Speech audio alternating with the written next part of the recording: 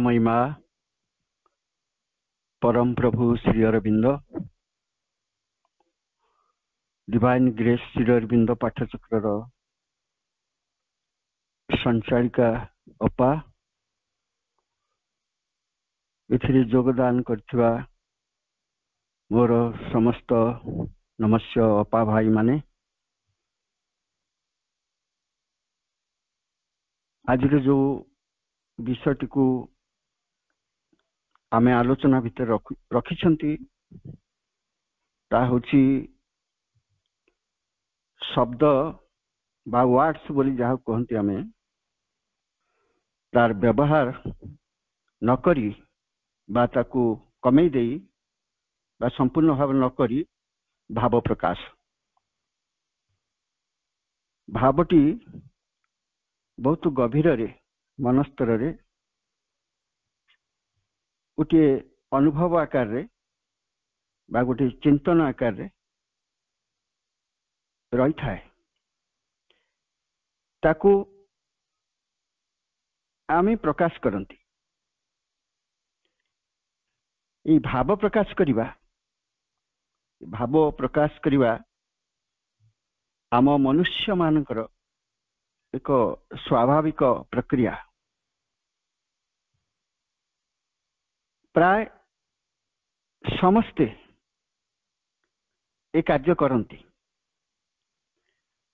सेथिपाई से शब्दर सहारा नियंती वाक्यर साहाय्य भी नियंती ता भितर दी से माने जहा चाहुचंती कहिबा पाई प्रकाश करथंती प्रकृत रे या होची गोटे सामर्थ्य एटा गोटे कैपेसिटी मनुष्य को गिफ्ट आकार रे प्रकृति देछि या एमिति गोटे सामर्थ्य जा प्रकृति ताकू दान करछि जन्म ठारू मृत्यु पर्यंत जो लंबा समय से बचे एक कार्यटी बंद ही न थाए से कथा कहूए ता मनर भाव को प्रकाश करुए पशु पक्षी कथा जदि देखिबा पशु पक्षी माने ए सामर्थ्यटी वंचित से माने शब्द सृष्टि करती किंतु सेमानकर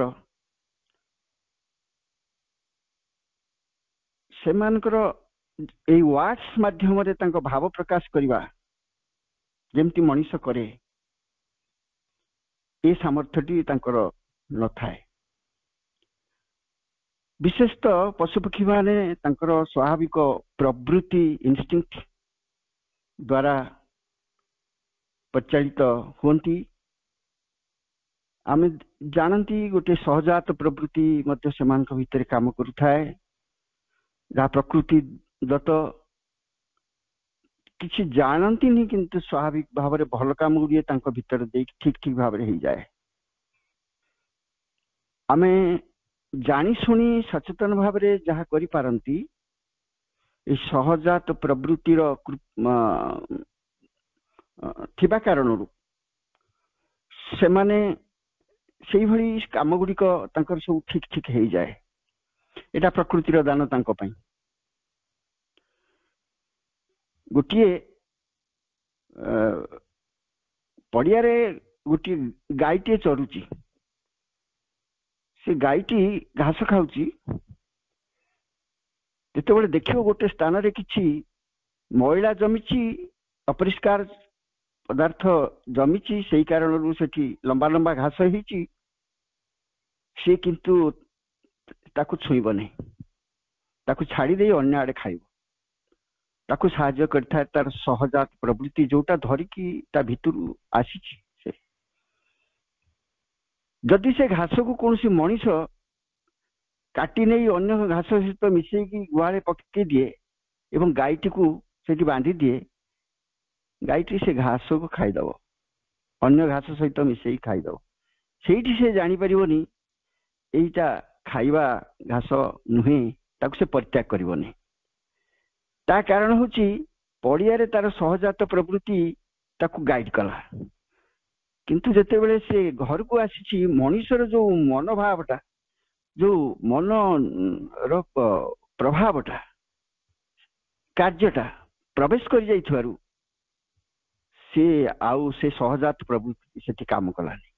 तेणु से जहाँ को अपरिष्कार करके त्याग करथिला दरकार पड़े ताकू मध्य घरे खाई दूची। तेणु एमती गोटे स्वच्छ जिनस सहजात प्रवृत्ति पशुंकर थाए पक्षींकर थाए, किंतु ये कथा कहबार जो वरदानटी भावना प्रकाश जो वरदानटी से माने पाई न थांती। मुख्यतः प्रवृत्ति परिचालित जीवन टे यापन करथांती। माँ मध्य कहती जे मनुष्य एक man is a thinking and talking animal, एक चिंताशील आउ कथा कुहा पशुटीए बोली कुहा जाइछि। कारण से ताकू छाड़ेनी, भावना को से छाड़ेनी, थिंकिंग को से छाड़ेनी, आउ कथा कहबा मध्य से छाड़े नहीं, से कही चलुए। जिते से कथा कहे दुईटी कथा से परिलक्षित हुए। मनुष्य मानक जदि आमे टिके दूररू लक्ष्य करवा ऑब्जर्व करवा तांको कहवार ढंग को भल भाव लक्ष्य करवा दुईटी दिग आमे लक्ष्य करवा। गोटे हूँ जे बेले बेले से माने जानी पारंतिनी एवं कौन कहवा उचित कौन न कहवा उचित एक कथा जानी पारंतिनी। अनावश्यक गुड़िए कथा से माने कही थांती। से कथा उपरे तांकर किछि नियंत्रण न थाए। आमर जोटा आम शिक्षा पुस्तक रे पढ़ुछंती जीवन रो जे लक्ष्य विषय रे आम पढ़ंती से रही जे निज को जानिबा निज उपरे नियंत्रण रखा ये लक्ष्य भितर रही। किंतु ए दुईटी जाक अभाव थाए। साधारणतः बहुत लोकों भितर आम दुईटी पांतनी। जितेबले से कथा कहती सेतेबले से अनावश्यक कथा कौन सी नियंत्रण भितर न रही बा कथा उपरे नियंत्रण न रखी से गुड़े प्रकाश करथांती। आ गोटे दिग मध्य होची अनेक समय जने जने आदौ कथा न कही नीरव रहिबाकू संपूर्ण भाव में स्थिर करथांती। ए दुईटी एक्सट्रीम पॉइंट। गोटे होची अनियंत्रित भाव रे कथा कही चलवा। आ द्वितीयटी होची कथा को बा वार्ड को शब्द को उच्चारण को संपूर्ण वर्जन कर। किंतु माँ या भितर गोटे बालांस रखी देइछंती। She strikes a good balance between the two extreme points. माँ कौन कहते माँ से शिक्षा पुस्तक रे मध्य से कहते जे संपूर्ण भाव में जदि कथा को आमे छाड़ी दबा ता ठीक नुहे, बरं ता अपेक्षा आमे सिद्धांत नवा जे आमे जो कथाटी को कहू बा कहबा को जाउचु ताकू नियंत्रण रे रखिकी कहबा, जहा फल से कथाटी एक साधनार अंग हो से नियंत्रण रहिबो। मापिचुपी कथाटी रहिबो। आवश्यक मते जेतिकी आवश्यक सेतिकी रहिबो। अनावश्यक शब्द रे पृथ्वीर वायुमंडल जेमती खराब होची से हब नाही। ये आम मान को आम शिखा भली बुझा भली माँ आमको बतईचंती। अनावश्यक जो शब्द उच्चारण बहुत लोग करुथिबारु गोटे विभिन्न प्रकार जो ध्वनि जहाँ अनावश्यक किंतु वायुमंडल भितर को छाड़ी दिया जाउची ताकू आमे ध्वनि बहुलता बोली मध्य कहवा ये वायुमंडल रे सेटा देखा दिए। या द्वारा कौन हुए ना पृथ्वीर जो वायुमंडल टी अच्छी जहाँ भितर आम बंची तार कि गोटे खराब प्रभाव पड़े से प्रभावित हुए आ फल अनेक गुड़िए प्राकृतिक प्राकृतिक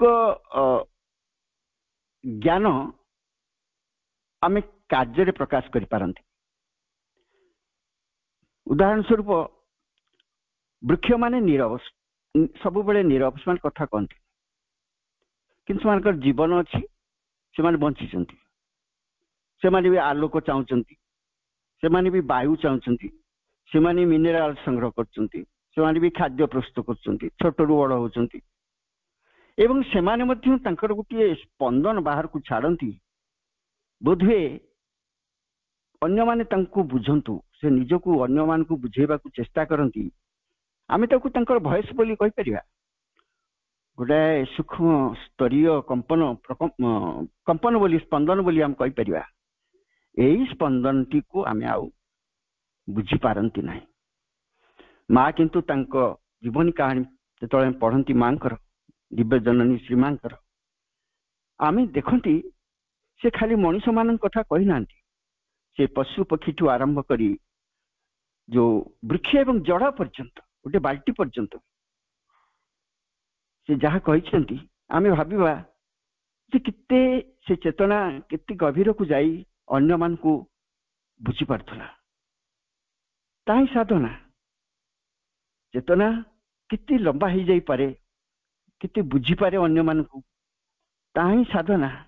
माँ से कथा गुड़ी कहीं आमको कहते ना आमर अभिज्ञता भितरे दिने से स्थान पाइपारे गोटे नुआ धारा आमे से भली किछि शिखि पारंती से जहाँ भी हो वायुमंडल जेतेबेले विशुद्धता कमी जाउछि एवं आबिलता बढ़ी जाउछि सेतेबेले केते गुड़िए प्राकृतिक धारा जहाँकि प्राकृतिक ज्ञान आमे प्रयोग कर पारना जीवन में उद्भिद माने कौन आशा करछंती कौन चाहछंती आमे से ज्ञान टी को हरई सारछंती बरं विपरीत भावे से मान प्रति निष्ठुर हो जाउछंती।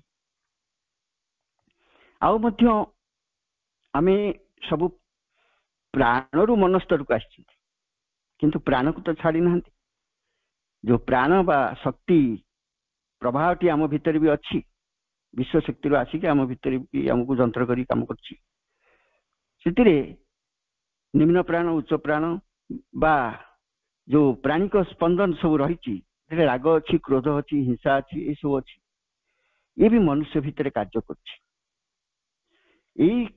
या द्वारा परिचालित होगी प्रभावित होगी जिते बड़े से रागी जाए उत्त्यक्त हो जाए प्रतिक्रियाशील हो जाए से से अनेक गुड़िए मंद कथा उच्चारण करता है कलह करता है प्रतिक्रियाशील होगी बेले बेले बड़ पार्टी चित्कार करता है ये जो एगुड़िक सब हेले शब्द स्पंदन मात्र क्षतिकारक एगुड़िक सब वायुमंडल भी संचित होकर रहे आ वायुमंडल को मध्य दूषित कर दिए दूषित इन द सेंस तार विशुद्धता को क्षय कर दिए जहाँकि चेतना क्षतिकारक एवं चेतनार अग्रगति ता सहायक हो न थाए सेपरि आमे अति साधारण भाव में जानती आमे निजे मध्य जेते पुरातन योग शास्त्र रे मध्य लिखाई योगी ऋषि मुनि माने तपस्या करथुले साधना करथुले एवं से माने मध्य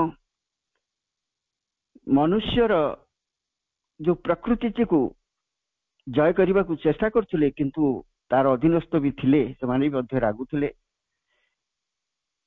ई परचर्चा बा गोटे पर निंदा तापरे केतेबेले गोटे आक्रोशमूलक रागरे हिंसारे किसी गोटे कथा गाली करिबा ये जो कथाटी कहार की छाड़ी नहीं आमे कहि पारंती माँ श्रीअरविंद धारा रे तांकर आनुगत्य लाभ करी आमे बहु संशोधित हो थाई पारंती किंतु समूले नुहे समूल संशोधन आम भितर आसी नहीं जो माने तांकर आश्रित हो नांती से माने अति इजिली अति सहजरे ए सब जिनसर शिकार होउचंती से माने शिकार है जेतेबेले अन्य मानकरू उपरे हिंसा आचरण करती बा अन्य मानकू कटु समालोचना करती एई गुडिक शब्द भितर जेतेबेले बाहरे वर्ड्स भितर दे माने प्रकाश करती ए अभ्यासटी बहुत खराब तथापि से छाड़ी न थांती एवं तार प्रभावटी मध्य खराब वायुमंडलटी मध्य खराब हो जाए गोटे परिवार भितर आम मैंने रोचंती बाप माँ भाई भौणी अन्य मान को नहीं आमर गोरु गाई छेली मेढ़ा मध्य आम रखी आमर वस्तु गुड़िक रही जदि ता भितर गोटे चेतनार कंपन थी जहाँ जहाँ पश्चात माँ चेतना थी ताहेले देखिबा तांकु चाहिला माने तांकु स्पर्श कला माने तांकु देखिला माने आम भितर गोटे आनंद भाव आसियो जदि गोटे आम घर भितर बसी आम अन्य मानकर समालोचना करवा बा अन्य मानकर किछि निंदा करवा अन्य मानकर विरुद्ध रे करवा ईर्ष्या परायण कई किछि अजथा कथा गपी चलिवा ती वायुमंडल टी आम घर भितर भी नष्ट है ना आम परिवार भितर जेंति नष्ट होची सेही भली भाव रे आमे जो असंख्य परिवार ए जगत भितर अछंती ये सब गुड़िक तार तार से तार कब्जा भितर आम समस्ते रही माँ कही माँ गोटे जार कही जे समालोचना करने अभ्यास टी गोटे मंद अभ्यास ठारू मध्य अधिक क्षतिकारक हानिकारक यही कथा माँ कही आउ जोग को मध्य आम माने जानती कह श्री अरविंद कही जे प्रैक्टिकल साइकोलॉजी जे मनस्तत्व जाकि एक बार व्यावहारिक जाकु आम करिकी देखेबा जा देह रे प्रतिफलन करथुवो प्राण रे प्रतिफलन करथुवो मन रे प्रतिफलन करथुवो बुझी होथुवो जानी होथुवो यही जो प्रैक्टिकल साइकोलॉजी बा जोग ये हमको शिक्षा दिए जे आवश्यक मते कम कथा कहवा नेसेसरी जति कि सेति कथा कहवा एई कथाटी सब बेले आम भितरे रहिबो जोटी पदे कथा आवश्यक तीन पद कथा आवश्यक श्रेणी कोठरी हो माँ तो कहती नीरवता नथिंग कैन बी टट श्रेणी कोठरी रे आमे अनेक गुड़े पढ़े चलती आम तो कई देखुना पिला गुड़िए बसती आम टीचर भाव में पढ़ाऊँ जहाँ पढ़ेले भी कई आमको बाधा सृष्टि करूना तेणु गोटे स्वाधीनता आम ता भितर पाई जिते अनेक गुड़िए कथा कहती से बेले बेले कौन हुए से शब्द गुड़िक से वायुमंडल टी नष्ट कर पिला मान गोटे गोटे चाप पड़ जाए किंतु जिते साधनार मनोभाव धरी माँ को सेवा उद्देश्य आम शिक्षादान करती नीरवता भितर अग्रगति करती से वायुमंडल टी अलग प्रकार हो जाए पिला माने बहिरु शिखंतिनी पिला माने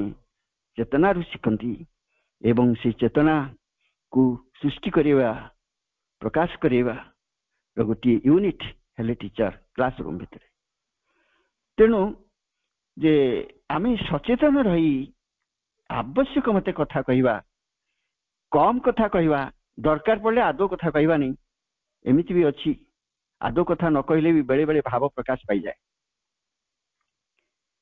आउ गोटे कथा मध्य जोटा कि आम दैनंदिन जीवन रे आम छाड़ी ना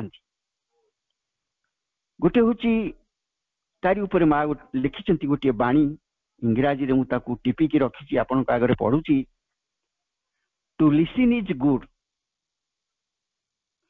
शुणिबा भल कथा माँ कहते कौन सी जहाँ भी हो गोटे भल कथा आम शुणुंट कहीं कहते आम शुणुंट बा कौन सी जंत्र मध्यरु आम शुणुंट भल बट नॉट सफिशिएंट किंतु ताहा यथेष्ट नुहे शुणिबा यथेष्ट नुहे यू मस्ट अंडरस्टैंड जहाँ शुणुंट ताकू बुझीवा ये बुझीवाटा कौन हुए आम शुणिले आमर गोटे इंद्रिय कान ताकू शुणीदेला मन कति पठेदेला आम मुंड कति मस्तिष्क कति आम तो किसी आम स्थिर थिले आम भल कि बुझा आम जदि अस्थिर थिबा आम मस्तिष्क भी ठीक भाव इंटरप्रिट कर पारिबनी बुझे पारिबनी तेणु जहाँ शुणुंट ताकू बुझीवा तापर पुणी कहउचंती to understand is better, listening ठारू अंडरस्टैंडिंग इज बेटर माँ कहउचंती, बट स्टिल नॉट सफिशिएंट,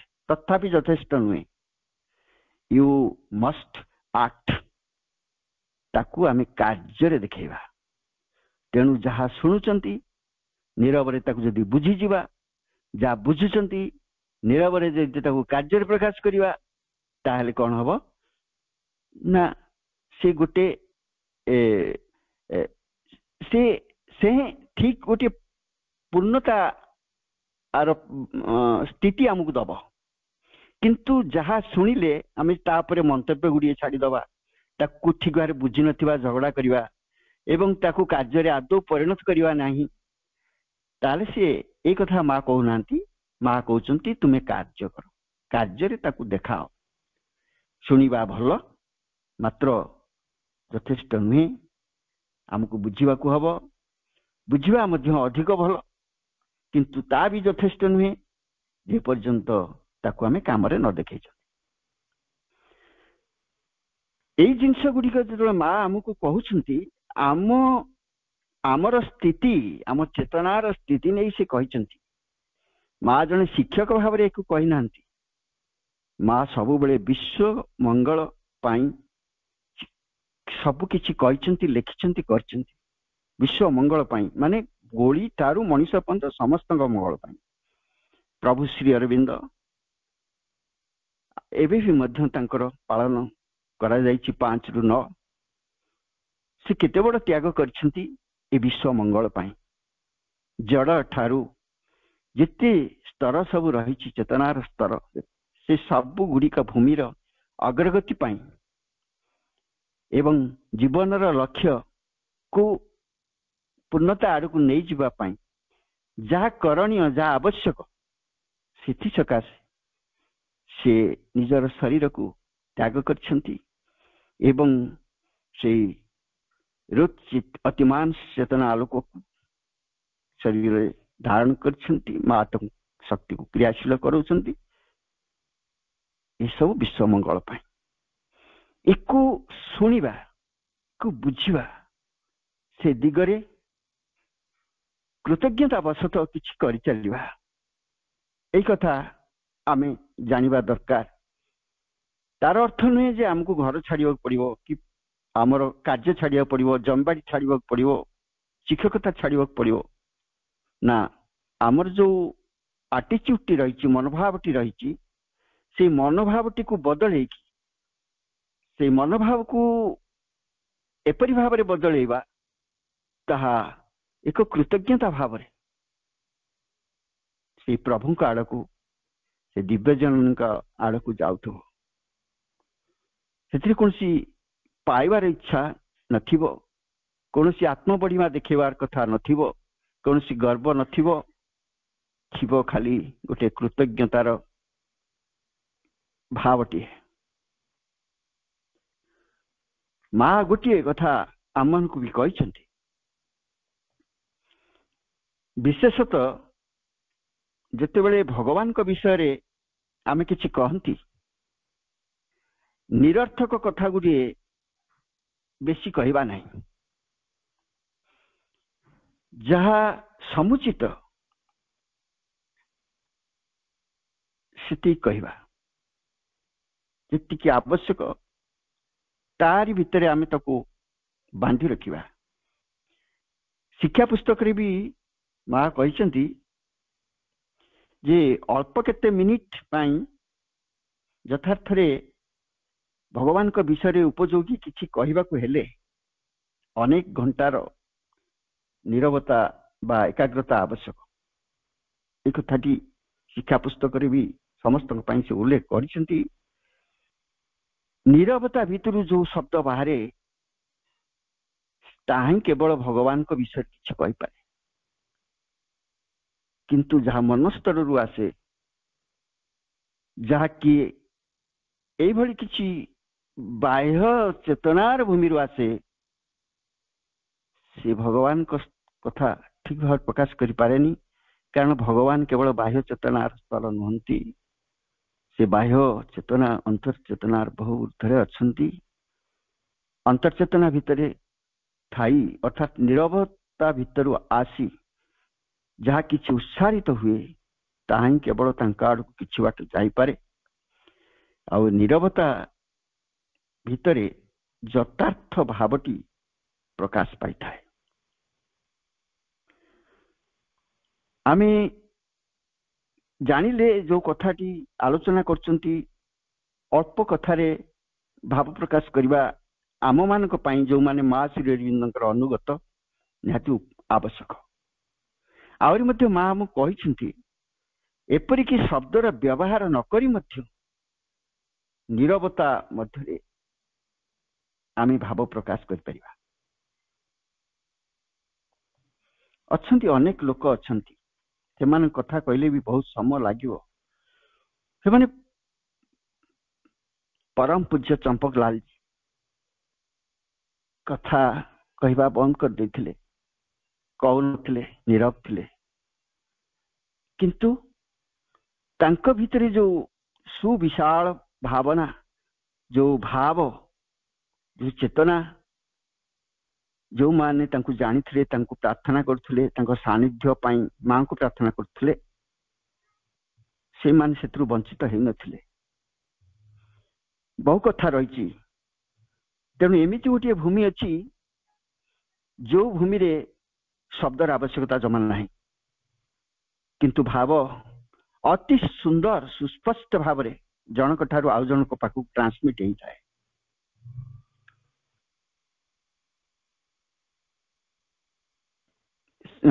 गोटे मन आमर जो मन मन सहित भावनार संपर्क बेले बेले भावना बाहर आसे।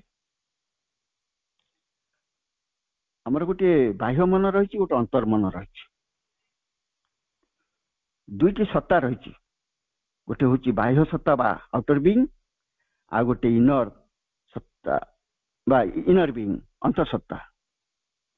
बाह्य सत्ता कहले आमे बुझिबा आमर जो आमे तो देखि नाते आम मन केमती किंतु मनटी अछि आमर जो मन जो प्राण जो शरीर शरीरटी आम स्थूल देखि पारछन एगुड़िक सबू जहाँ अच्छी बोली आमे जानू अनुभव करू सहजरे एगुड़िक सब होउछन्ते आमर बाह्य सत्ता। किंतु गोटे अंतःसत्ता अछि तामाने बाहर जेमती मन अछि भितरे भी गोटे मन अछि अंतर मन अंतर प्राण अंतर्देह सूक्ष्म सूक्ष्म देह ताकू आम कहि परिबा एगुड़िक भितरे अछि। बाहर जो बाह्य जो चेतनाटी आमर रही बाह्य सत्ताटी रही साधना जिते चले मां श्री अरविंद को धरी सेतिक बेले आमे ए बाह्य सत्ताटी शांत नीरव होइथिबार अनुभव करंती। प्रथमतः आमे जानि नथान जे हमर दीटा सत्ता अछि। जिते मां श्री अरविंद धारा आम अग्रगति करती कृपारे किसी अनुभूति आम भितर आसे आमे देखन जे we have got two parts the outer being the inner being. सेठु आमे जानती मु जो मनटा एपर्यंत व्यवहार करि आछि गणित करछि साहित्य करछि कलिकजिया करछि अन्यान्य करछि भाबिछि योजना करछि भल करछि मंद करछि एवं जो प्राण को लेकिन मु आनंद उपभोग करि आछि जो शरीर को लेकिन मु निजको आत्मबढ़िया प्रकाश करि आछि ये सब गुड़िक सतरे एगुड़ा सब बाह्य जिनस गुड़िक। किंतु जेपर्यंत माँ को आम जानी ना साधना पथरे जाइना अग्रगति करना यहीटा आमर सर्वस्व बोली आमको जना पड़े। जिते साधना दिगरे आम जाती सेतिकी बेले कौन हुए ना आम सेपारेट करके जापारती ये बाहर सहित गोटे भितर अच्छी भितर जो अंतर्मन अंतर प्राण अंतर शरीर रही सहित जो रही सत्य सत्ता एगुड़िक ये सब हूँ आमर अंतर्सत्ता आम भितर से रही जिते बड़े यही भली गोटे अनुभूति दिव्य अनुभूति आम भितर माँ दियंती कृपा करके दिव्य कृपा सेतिकी बेले आमे टिके अग्रगति करथांती वास्तव रे अग्रगति करथांती जो पुरातन प्रकृति आम भितर ଏଥିରେ ପ୍ରତିବନ୍ଧକ କରୁଥାଏ, ଯାହାକୁ ଯୋଉଟି କାରଣରୁ ଆମେ ଡିଷ୍ଟିଙ୍ଗାଇଜ କରିପାରନ୍ତିନି, ସେପାରେଟ କରିପାରନ୍ତିନି, ଦୁଇଟି ଯାକ ଜିନିଷକୁ ଅଲଗା କରିପାରନ୍ତି ନାହିଁ, ସେଇ ପୁରାତନ ପ୍ରକୃତିଟି ପରିବର୍ତ୍ତିତ ହେଇଯାଏ। ତେଣୁ ଏଇ ଅନୁଭୂତି ଯେତେବେଳେ ବ୍ୟକ୍ତି ଭିତରେ ଆସେ, ସେତିକି ବେଳେ ଗୋଟିଏ ନୀରବତା ଯାହାକି ତା ଭିତରକୁ ପ୍ରଥମେ ପ୍ରବେଶ କରେ, ଅନ୍ତର୍ସତ୍ତା ସେ ନୀରବତାକୁ ଧରି ରଖେ, ପାଏ, ଚୈତ୍ୟସତ୍ତାଙ୍କ ସହିତ ସମ୍ପର୍କିତ ରହେ। ଚୈତ୍ୟସତ୍ତା ପୁଣି କଣ କରନ୍ତି? ଚୈତ୍ୟସତ୍ତା ସେ ମାଙ୍କ ଆଡକୁ ସବୁବେଳେ ଉନ୍ମୁଖ। ତେଣୁ ଯେତେବେଳେ ନୀରବତା ଆସେ, ମାଙ୍କ ଆଡକୁ ଗୋଟେ ଉନ୍ମୁକ୍ତତା ଆସେ ଆମ ଭିତରେ, ସେତେବେଳେ ଆମର ଏଇ ଯୋଉ ବାହ୍ୟ ଦେହ ପ୍ରାଣ ମନ ଏ ଭିତରର ଗୁଣ ଧର୍ମରେ ତିଆରି ହେଇଯାନ୍ତି। ଆମ ବାହାର ମନରେ ଶାନ୍ତ ଗୋଟେ କ୍ୱେଚିଉଡ ବା ଯାହାକୁ କହନ୍ତି ଗୋଟେ ସ୍ଥିରତା ବା ଆସେ, ପ୍ରାଣ ଶାନ୍ତ ହେଇଯାଏ, ଆଉ ଶରୀର ମଧ୍ୟ ସେ ପୂର୍ବ ଭଳି ତାର ମୂଢତାକୁ ଆଉ ପ୍ରକାଶ କରେନି, ସେ କିଛି କାର୍ଯ୍ୟକ୍ଷମ ହବାକୁ ଆଗେଇ ଆସେ, ଗୋଟେ ସୌନ୍ଦର୍ଯ୍ୟ ଭାବ ତା ଭିତରକୁ ପ୍ରବେଶ କରେ। ତେଣୁ ଏଇ ଯୋଉ ପରିବର୍ତ୍ତନ ସବୁ ଆସେ, ଏହା ହିଁ ହଉଛି ମହାଶ୍ରୀ ଅରବିନ୍ଦଙ୍କ ଯୋଗ। ପୁରାତନ ଯୋଗରେ ଏସବୁ ନାହିଁ, ମହାଶ୍ରୀ ଅରବିନ୍ଦଙ୍କ ଯୋଗରେ ଏଇ ସବୁ କଥା ଗୁଡିକ ରହିଛି। ଏବଂ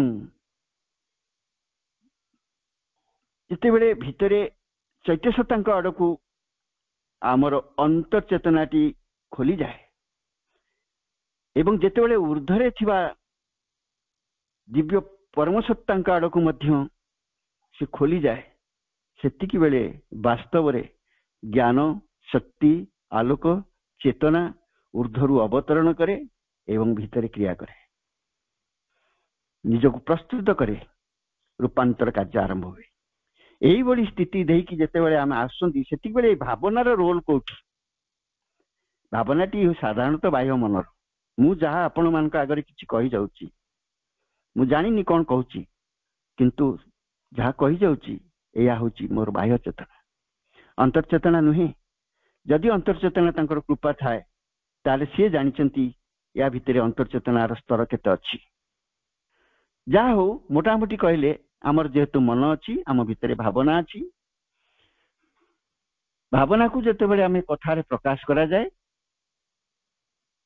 ବା ଆମର କଥା ଗୁଡିକୁ ଭାବନାଟିକୁ କଥା ଭିତରେ ଯେତେବେଳେ ଆମେ ପ୍ରକାଶ କରନ୍ତି, ସେତିକି ବେଳେ ଗୋଟିଏ ଶବ୍ଦର ସ୍ପନ୍ଦନଟିଏ ସୃଷ୍ଟି ହୁଏ, ଭାଇବ୍ରେସନଟିଏ ସୃଷ୍ଟି ହୁଏ। ଯୋଉ ଶବ୍ଦଟି ଉଚ୍ଚାରଣ କରିକି ଆମେ କହନ୍ତି, ବାକ୍ୟ ଭିତରେ ହଉ, ଶବ୍ଦ ଭିତରେ ହଉ, ଭାବନାଟିକୁ ଯେତେବେଳେ ଆମେ ରୂପ ଦିଅନ୍ତି, ପ୍ରକାଶ କରନ୍ତି, ସେତିକି ବେଳେ ସେଠି ଗୋଟିଏ କମ୍ପନ ସୃଷ୍ଟି ହୁଏ।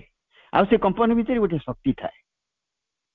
ସେଇ ଶକ୍ତି ଭାବନା ଆଉ ବାହାରର ଯୋଉ ସ୍ଥୂଳ ବସ୍ତୁ, ଏଇ ଦୁଇଟିକୁ ଗୋଟେ ସଂଯୋଗ ସ୍ଥାପନ କରେ।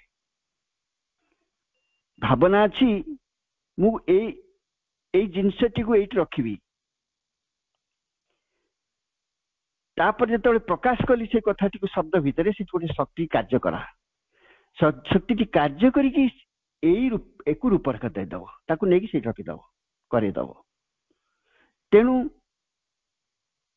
ଭାବନା ଯେତେବେଳେ ଶବ୍ଦରେ ପ୍ରକାଶ ପାଏ, ସେଠି ଗୋଟିଏ କମ୍ପନ ସୃଷ୍ଟି ହୁଏ, କମ୍ପନରୁ ଗୋଟିଏ ଶକ୍ତି ସୃଷ୍ଟି ହୁଏ ଏବଂ ଭାବନା ଆଉ ସ୍ଥୂଳ ବସ୍ତୁ ଭିତରେ ଗୋଟେ ସଂଯୋଗ ସ୍ଥାପିତ ହେଇଯାଏ।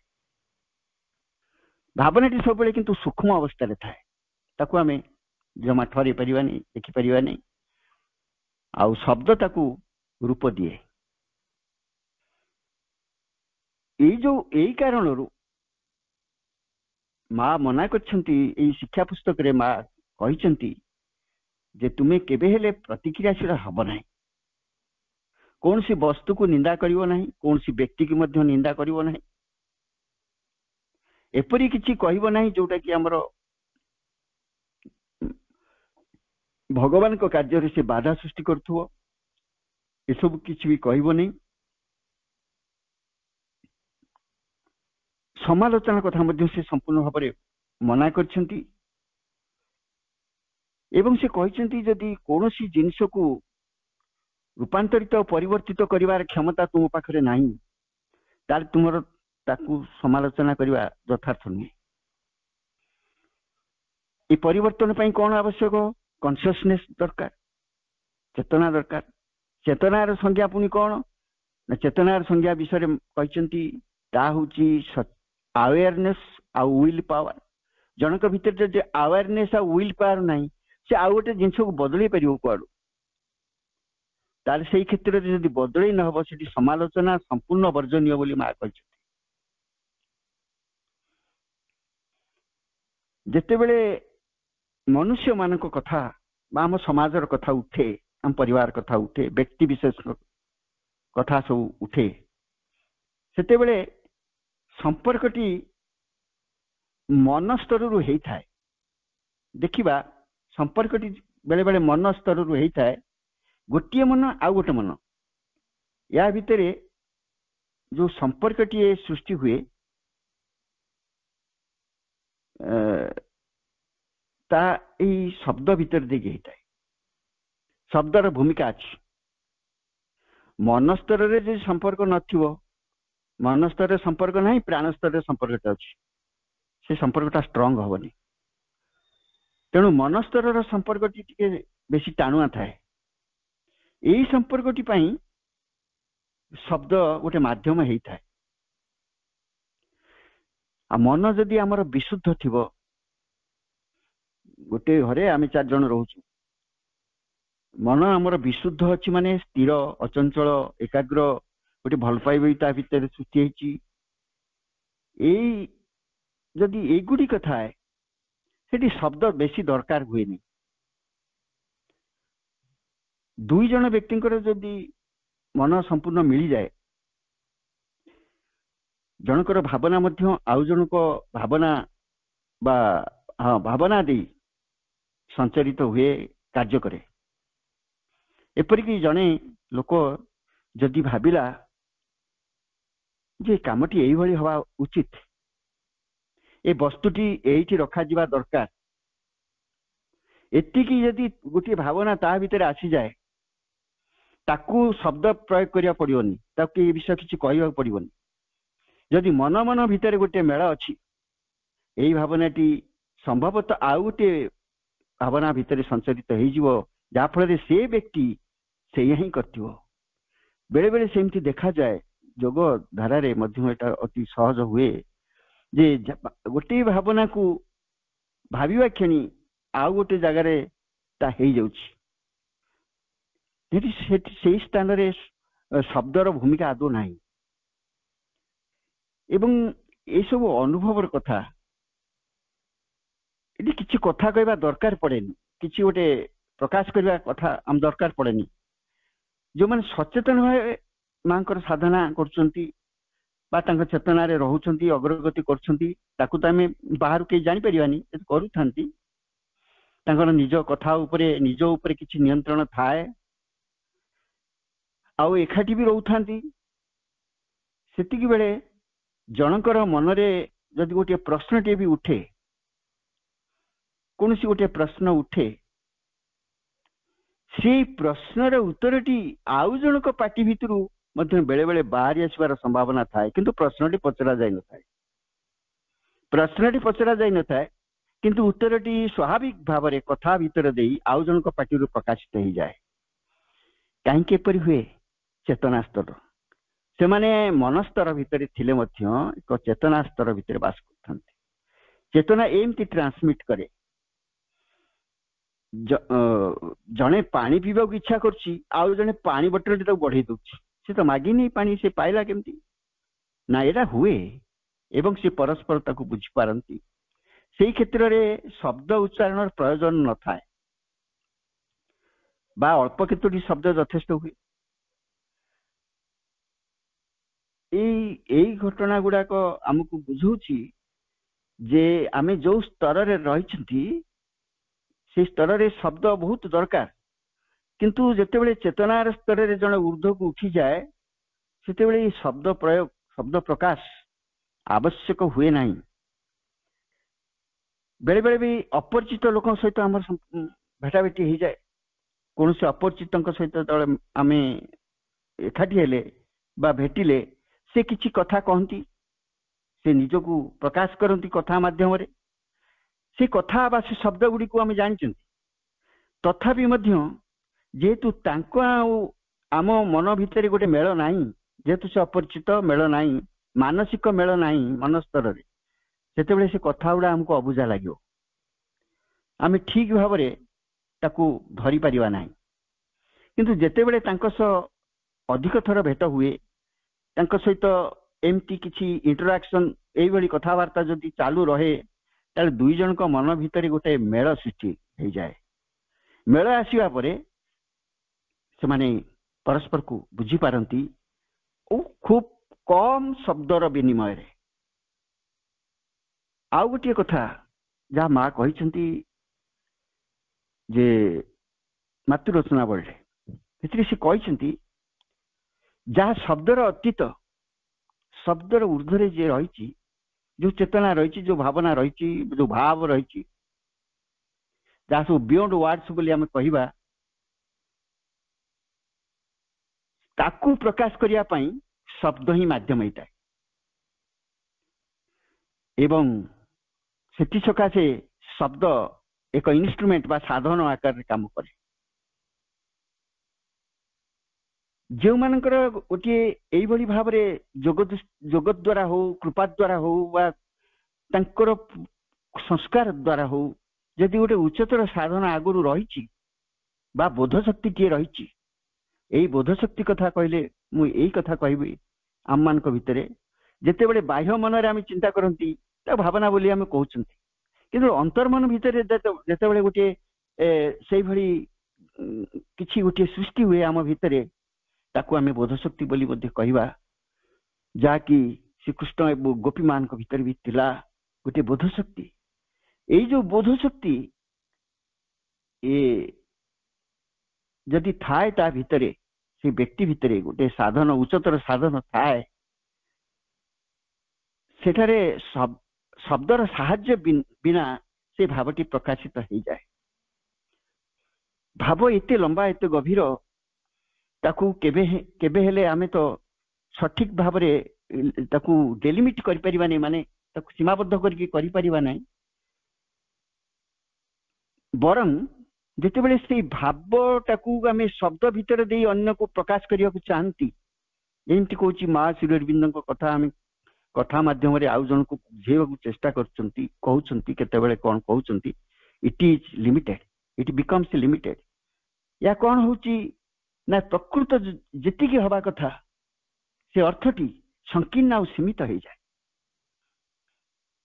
जेतेबेले शब्द भितर दे भाव को प्रकाश करा जाए सेतेबेले शब्दर भावर जो ग्रेटनेस रही जो महत्वटी रही ताहा टिके शब्द भितर संचरित हवा द्वारा से टिके संक्षिप्त माने सीमित हो जाए ता गोटे संकीर्णता ता भितर आसी जाए आ किंतु जो भावटा प्रत्यक्ष भाव रे पठे दिया जाए जनक पाखरु आउ जनक पाखकु सेटा अधिक शक्तिशाली थाए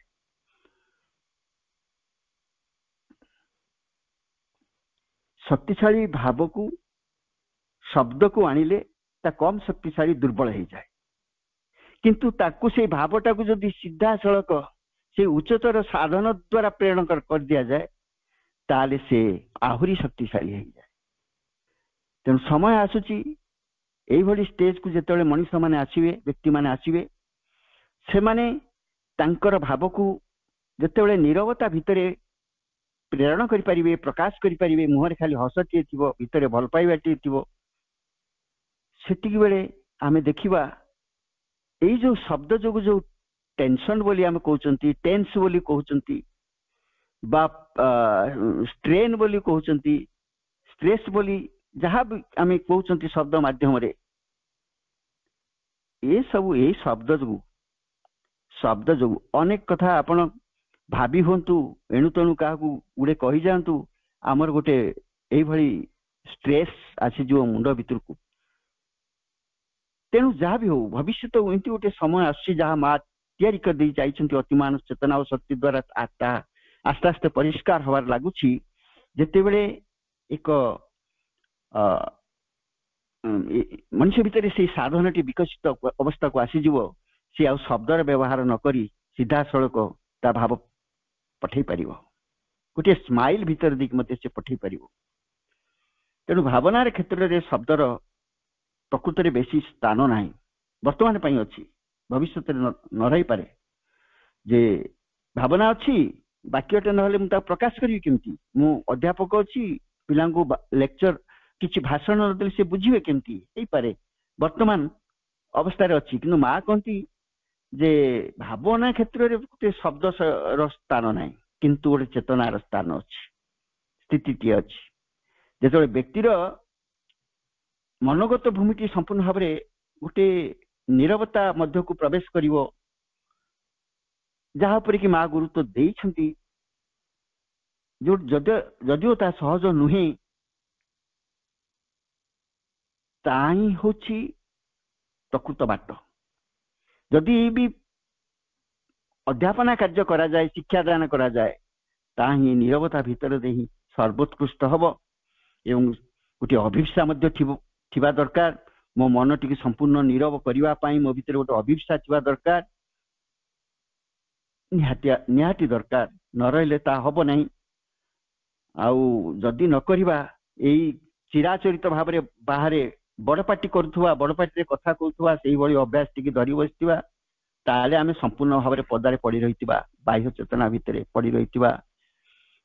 ଆଉ ଯୋଉମାନେ ସେଇ ଊର୍ଦ୍ଧ୍ୱରେ ମାଙ୍କ ଉପରେ ଏକାଗ୍ର ହୁଅନ୍ତି, ଅନ୍ତର୍ଚେତନାରେ ତାଙ୍କର ପ୍ରକୃତରେ ବିକାଶ ହୁଏ, ଅଭିବୃଦ୍ଧି ହୁଏ, ତାଙ୍କର ଅନୁଭବ ହେବ ଯେ ସେମାନଙ୍କ ସହ ପ୍ରକୃତରେ ଏକ ଅନ୍ତର୍ଗତ ବୁଦ୍ଧି ସୃଷ୍ଟି ହେଇ ପାରୁଛି।